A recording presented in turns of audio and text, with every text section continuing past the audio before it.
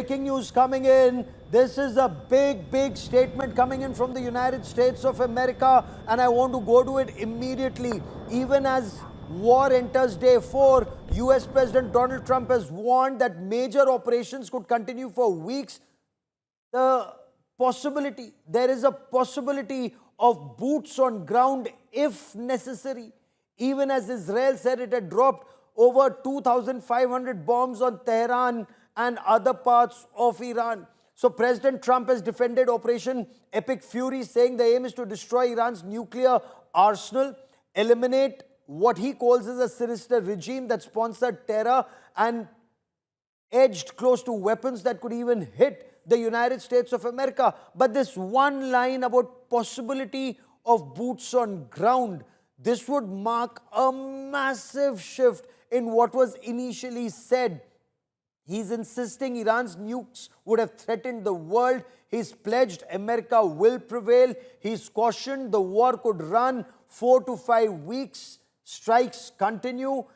Israel just a short while back had said they've dropped more than 2,500 bombs across nearly 600 targets inside Iran, including missile launchers, air defense systems, and leadership locations. The US defense leadership insists the operation is not about regime change. Defense Secretary or Secretary of War Pete Hegseth, he said this is not a regime change war, but one that seeks to eliminate what Washington calls is a major threat to peace.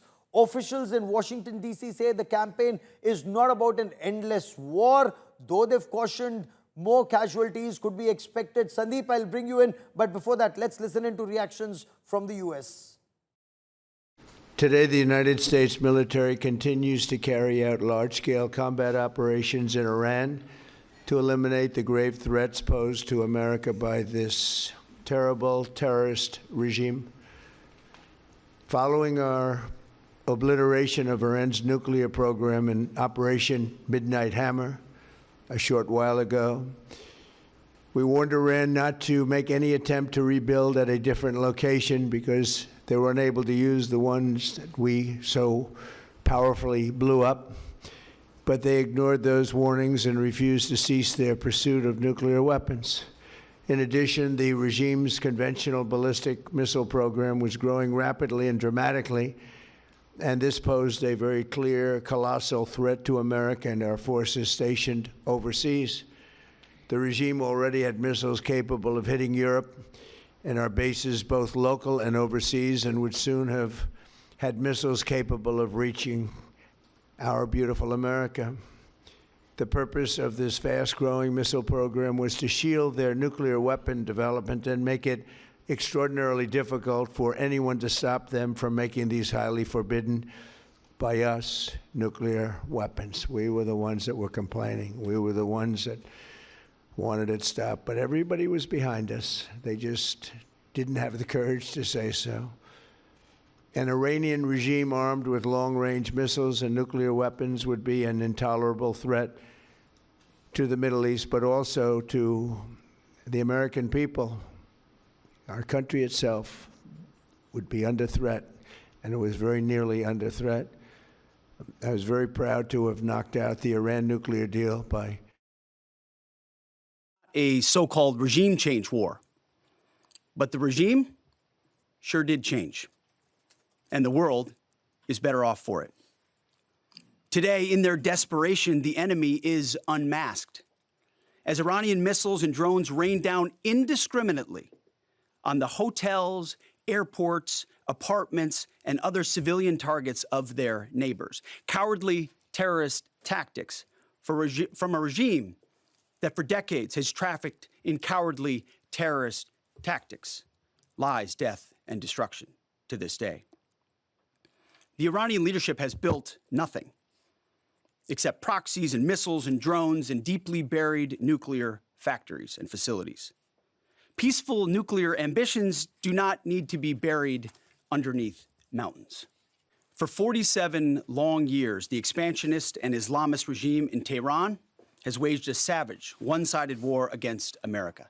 They didn't always declare it openly, except for their constant chants of death to America. They did it through the blood of our people.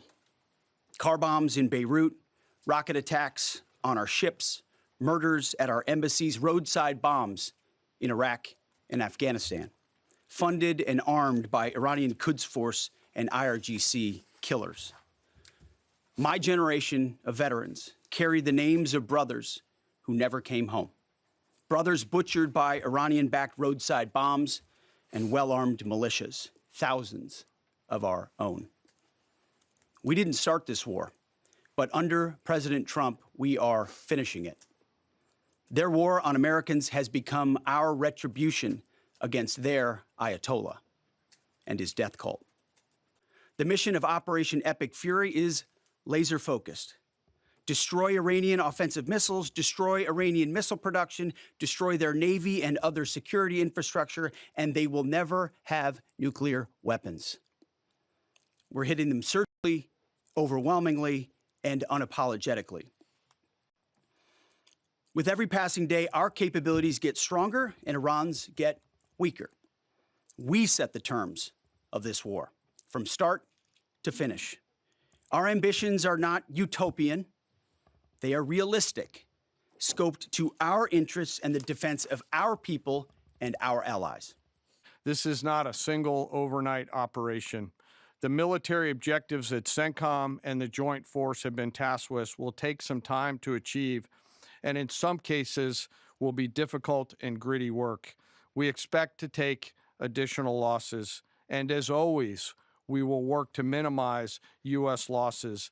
But as the Secretary said, this is major combat operations.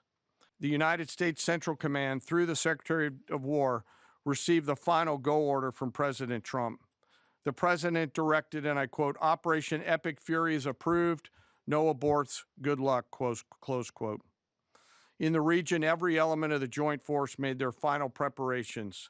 Air defense batteries readied themselves, checking their systems to respond to Iranian attacks. Pilots and crews rehearsed their strike packages for the final time.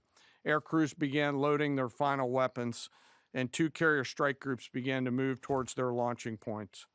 Across the globe, our operations centers came alive in Tampa, Florida, here at the Pentagon, and of course forward in the Central Command AOR. I am aware of the loss of 3 U.S. Air Force F-15Es overnight in the region. I am grateful for the safety of the crews, and we know that this was not from hostile enemy fire.